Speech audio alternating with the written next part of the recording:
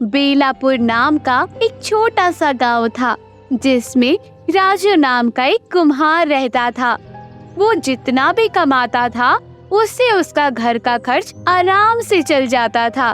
उसे अधिक धन की चाहत नहीं थी और राजू सोचता है, मैं अधिक धन कमाकर क्या करूंगा? मैं दोनों वक्त पेट भर कर खाता हूँ और जीवन में मुझे क्या चाहिए? मैं तो इसी से खुश हूँ। राजू दिन भर में बहुत सारे बर्तन बनाता था, जिन पर उसकी 10 रुपए से 12 रुपए तक की लागत लगती थी। जब बर्तन बनकर तैयार हो जाता था, तब अगले दिन राजू बर्तनों को बाजार में बेच आता था, जिसको बेचकर उसे 4 या 5 रुपए का मुनाफा होता था। इतनी कमाई से ही उसके खाने पीने का गुजारा हो जाता था। इसी कारण वह खुश रहता था। रोज शाम को राजू अपनी बांसुरी लेकर बैठ जाता और घंटों तक बजाता रहता था। इसी तरह दिन बीतते जा रहे थे। फिर एक दिन ऐसा आ गया कि उसका विवाह हो गया। उसकी पत्नी का नाम था अंजलि। अंजलि एक बहुत ही सुंदर और सुशील लड़की थी। वे राजू के साथ राजू के काम में खूब हाथ बटाने लगी। वह घर का काम भी खूब मन लगाकर करती थी। अब राजू की कमाई भी पहले से बढ़ गई, जिससे दोनों लोगों का घर चलाना आसान हो गया। दोनों दिन भर मिलकर काम करते थे और राजू पहले की तरह शाम को बांसुरी बजाता रहता था। अंजलि घर के भीतर बैठी कुछ गाती गुनगुनाती रहती। एक दिन अंजलि राजू से बोली, आप जितना भी पैसा कमाते हैं वह रोज खर्च हो जाता है। हमें अपनी कमाई से कुछ ना कुछ बचाकर आगे के लिए रखना होगा। हम ज्यादा पैसे कमाकर क्या करेंगे? ईश्वर ने हमें पहले से ही सब कुछ दे रखा है। मैं इससे ही संतुष्ट हूँ, चाहे छोटी ही सही, लेकिन हमारा अपना घर है। दोनों वक्त हम लोग पेट भर कर खाते हैं और हमें क्या चाहिए? मैं जानती हूँ कि ईश्वर का दिया हुआ हमारे पास सब कुछ है और इसमें मैं बहुत खुश हूँ, परंतु आगे वक्त के लिए भी तो हमें कुछ बचा कर तो रखना चाहिए ना। राजू को अंजलि की बात सुनकर ठीक लगी और दोनों पहले से अधिक मेहनत करने लगे। अंजलि सुबह 5 बजे उठकर काम में लग जाती थी और राजू देर रात तक काम करता रहता था, लेकिन फिर भी दोनों अधिक पैसे बचत नहीं कर पाते थे। फिर दोनों ने आपस में फैसला लिया, अंजलि, इस तरह अब हमें दिन रात एक करके काम करना सही नहीं है। हम लोग पहले की तरह ही काम करेंगे। एक दिन शाम को राजू बर्तन बेचकर बाजार से घर लौट रहा था। तभी अचानक उसकी एक नजर लाल कलर के थैले पर पड़ गई। उसने उसे उठाकर देखा तो उसका कोई खुशी का ठिकाना नहीं रहा। थैले में चांदी के सिक्के भरे हुए थे। फिर राजू ने सोचा, ये थैली जरूर किसी की गिर गई होगी। जिसकी थैली है उसी को दे देना चाहिए। उसने चारों तरफ देखा, लेकिन दूर दूर तक कोई नहीं दिखाई दिया। उसने ईश्वर का दिया हुआ इनाम समझकर उस चांदी की थैली को घर ले आया। घर आकर राजू ने सारी कहानी अपनी पत्नी अंजलि को बताई और राजू ने बोला, अंजलि, तुम कहती थी कि हमें आगे समय के लिए कुछ पैसे बचा कर रखना चाहिए, तो ईश्वर ने हमें इसे आगे समय के लिए हमें उपहार दिया है। हाँ, हमें भी ऐसा ही लगता है। हमें गिनकर देखना चाहिए कि चांदी के सिक्के कितने हैं। फिर दोनों लोग बैठकर चांदी के सिक्के गिनने लगे। उसमें पूरे 99 रुपए चांदी के सिक्के थे। दोनों खुश होकर विचार विमर्श करने लगे और अंजलि बोली, इन्हें हमें आगे समय के लिए उठाकर रख देना चाहिए। फिर कल को हमारा परिवार बढ़ेगा तो फिर खर्चे भी तो बढ़ेंगे। हाँ, तुम ठीक कह रही हो। पर 99 सिक्के की गिनती गलत है। हमें पूरे 100 सिक्के पूरे करने होंगे, फिर इन्हें हम आगे के लिए बचा के रखेंगे। ठीक है, जैसे आपकी मर्जी। दोनों जानते थे कि चांदी के सिक्के को 99 से 100 करना बहुत कठिन काम है, परंतु फिर भी दोनों ने सोच लिया था कि इसे पूरा करके रहेंगे।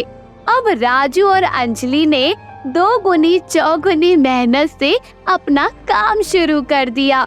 राजू भी बर्तन बेचने के लिए सुबह निकल जाता और देर रात से घर आता था। इस तरह दोनों लोग काम करके थक जाते थे, जिसके कारण राजू बांसुरी भी नहीं बजा पाता था। अंजलि खुशी के गीत गुनगुनाती थी। उसे गुनगुनाने की फुर्सत ही नहीं थी और ना ही आसपास के मोहल्ले में वह कहीं जा पाती थी। दिन रात एक करके दोनों एक एक पैसा जोड़ रहे थे। इसके लिए उन्होंने 2 वक्त के स्थान पर 1 वक्त भोजन करना शुरू कर दिया, लेकिन चांदी के 100 रुपए पूरे ही नहीं हो पा रहे थे। इसी तरह 1 महीना बीत गया। अब राजू के पड़ोसी आपस में बात करने लगे। बसंती, अंजलि के यहाँ कोई परेशानी है ना, जिसकी वजह से दोनों दिन रात काम करते हैं और थके थके रहते हैं। फिर 3 महीने बीत जाते हैं। किसी तरह 3 महीने बीतने पर उन्होंने 100 रुपए की चांदी के सिक्के पूरे कर लिए, लेकिन अब राजू और अंजलि को पैसे जोड़ने का लालच बढ़ चुका था। फिर अंजलि अपने पति से बोली, अब 1-2 चांदी के सिक्के से क्या होगा, हमें 100 और जोड़ने चाहिए। अगर 100 रुपए और जुड़ गए तो हम कोई बड़ा व्यापार शुरू कर सकते हैं और फिर हमारे जीवन में खुशियां आ जाएंगी। उन्होंने आगे भी उसी तरह काम जारी रखा। इधर पड़ोसियों की बेचैनी बढ़ती जा रही थी। एक दिन पड़ोस की सुनीता ने फैसला किया कि वह अंजलि की परेशानी का कारण जान कर रहेगी। फिर दोपहर को सुनीता अंजलि के घर पहुंच जाती है और अंजलि बर्तन बनाने में व्यस्त थी। सुनीता ने इधर उधर की बातें करने के पश्चात अंजलि से पूछ ही लिया, बहन, पहले जो तुम रोज शाम को मधुर गीत गुनगुनाती थी, आजकल तुम्हारा गीत सुनाई नहीं देता। अंजलि ने यूं ही कहकर बात टालने की कोशिश की और अपने काम में लग गई, परंतु सुनीता भी कहाँ मानने वाली थी। वह फिर से इस बात को घुमाकर पूछ ही ली, आजकल तुम बहुत थक जाती हो, कहो तो मैं तुम्हारी मदद कर दूं। अंजलि थकी तो थी, पर प्यार भरे शब्द सुनकर पिघल गई और बोली, हाँ बहन, मैं सच में बहुत थक जाती हूँ, पर क्या करूँ, हम बड़ी मुश्किल से 100 रुपए पूरे कर पाए हैं। फिर सुनीता बोली, क्या मतलब? फिर अंजलि ने पूरा किस्सा कह सुनाया। बहन, तुम दोनों तो गजब के चक्कर में पड़ गए हो। तुम्हें इस चक्कर में पड़ना नहीं चाहिए था। ये चक्कर आदमी को कहीं का नहीं छोड़ता है। अंजलि आश्चर्यचकित होकर पूछती है, तुम किस चक्कर की बात कर रही हो? मैं कुछ नहीं समझी। फिर सुनीता बोली, अरे बहन, 99 का चक्कर। ये कहानी सुनकर तो आप भी सोच रहे होंगे कि आखिर 99 का चक्कर क्या है। क्या इस कहानी से भला हमें क्या सीख मिलेगी? इस कहानी का संदेश यही है कि लालच करना बुरी बला है। हमें लालच नहीं करना चाहिए, जितना हो उतने में ही संतुष्ट रहना चाहिए। अगर वीडियो पसंद आई तो वीडियो को लाइक करो और चैनल को सब्सक्राइब करो।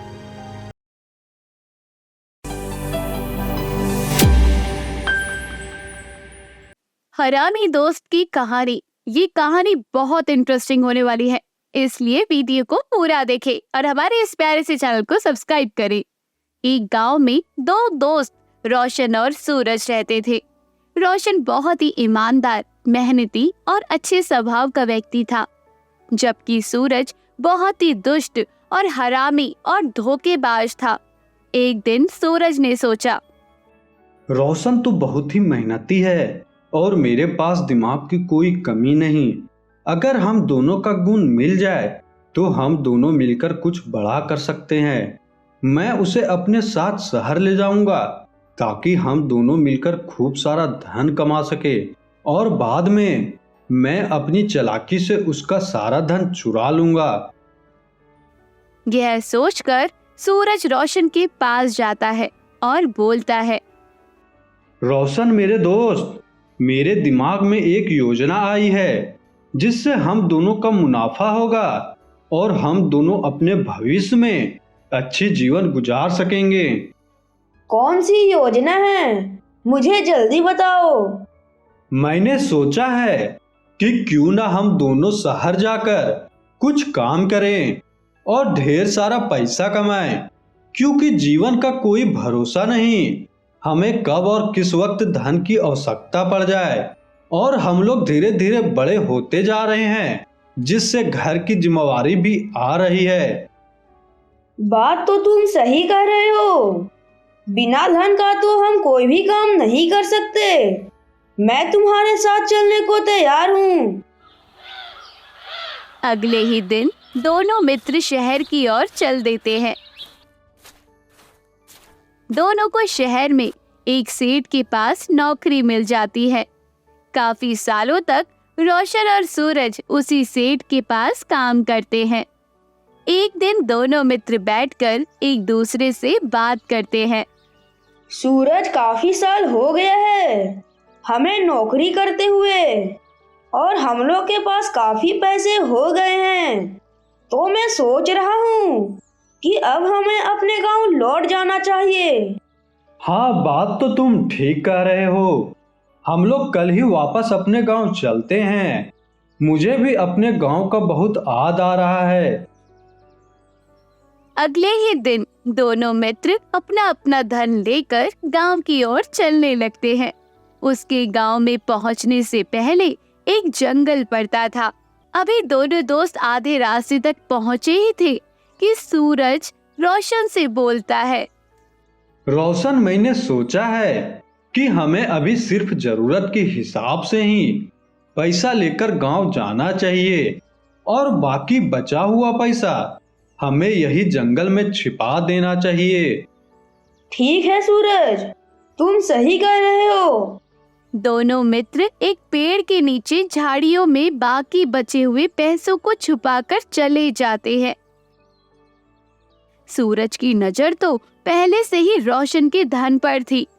सूरज उसी रात को जंगल वापस आता है और अपना और रोशन का पैसा झाड़ियों से निकालकर घर ले आता है। कुछ दिनों के बाद सूरज रोशन के पास जाता है और बोलता है, सूरज मेरे मित्र, जरा तुम मेरे साथ जंगल चलो। मुझे थोड़ा सा पैसे की जरूरत है। क्या हुआ सूरज? तुम्हें इतनी जल्दी पैसे की जरूरत क्यों पड़ गई? बस कोई जरूरी काम आ गया है, तुम बस मेरे साथ चलो। ठीक है, चलो। फिर दोनों मित्र जंगल चले जाते हैं और पेड़ के नीचे झाड़ियों में खोजने लगते हैं। कुछ देर बाद वहां खोजने पर कुछ नहीं मिलता तो सूरज गुस्से में चिल्लाता है, अरे रोशन, हमारा बचा हुआ पैसा कहाँ चला गया? किसी ने पहले ही झाड़ियों से पैसा निकालकर यहाँ से चला गया है। रोशन, तुम ही चोर हो। तुमने ही मेरी सारी मेहनत की कमाई चुरा ली है, क्योंकि इस जगह के बारे में सिर्फ तुम्हें ही पता था। ये तुम क्या बोल रहे हो मित्र? मैंने पैसे नहीं लिए हैं। मुझ पर विश्वास करो। तुम झूठ क्यों बोल रहे हो? तुमने ही सारा पैसा झाड़ियों से निकाला है।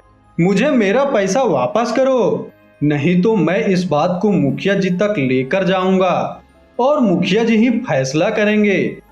रोशन ने अपने आप को सही साबित करने की बहुत कोशिश की, पर सूरज अपनी बात पर अड़ा रहा और उसी बात को मुखिया तक लेकर चला गया।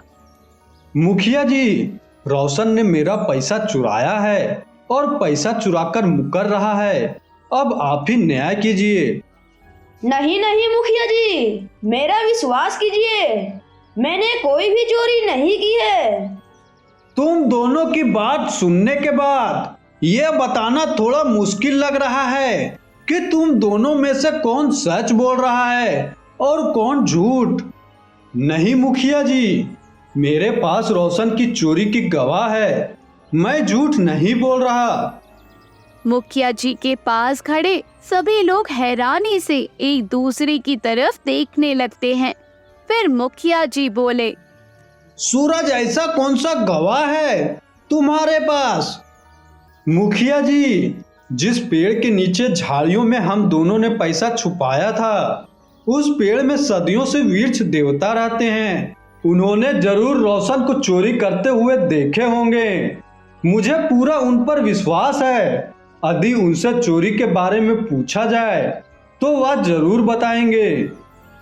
सूरज की बात सुनकर मुखिया जी समझ जाते हैं कि रोशन की कोई न कोई चाल है।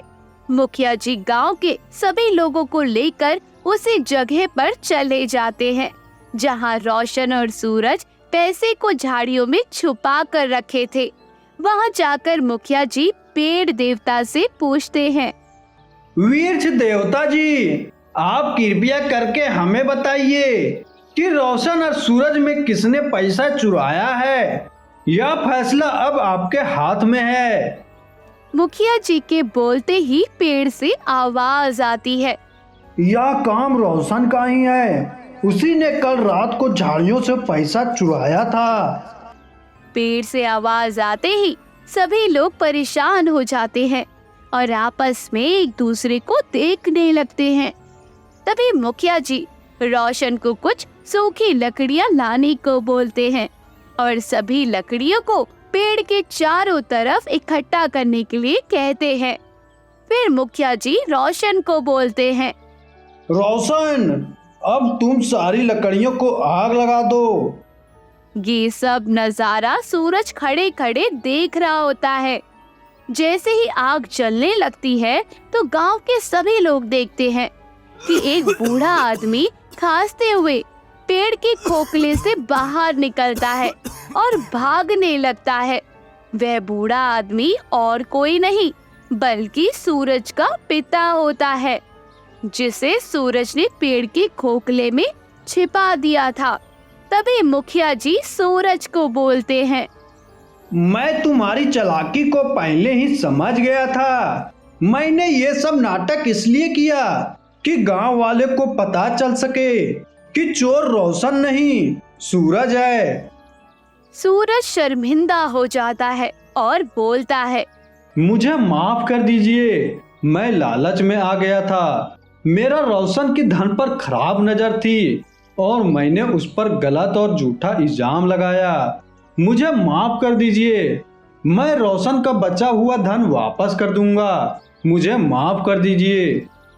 और सूरज सारे गांव वालों से माफी मांगता है। तो दोस्तों, कहानी यहीं खत्म हुई। कहानी की सीख हमें यही सिखाती है कि कभी भी हमें चालाकी नहीं करनी चाहिए। तो इसलिए अगर आपको ये वीडियो पसंद आई तो हमारे इस प्यारे चैनल को सब्सक्राइब करके जाएं, वीडियो को ज्यादा से ज्यादा शेयर करें और कमेंट बॉक्स में बताएं आपको किस तरह की कहानियां हमसे सुननी है।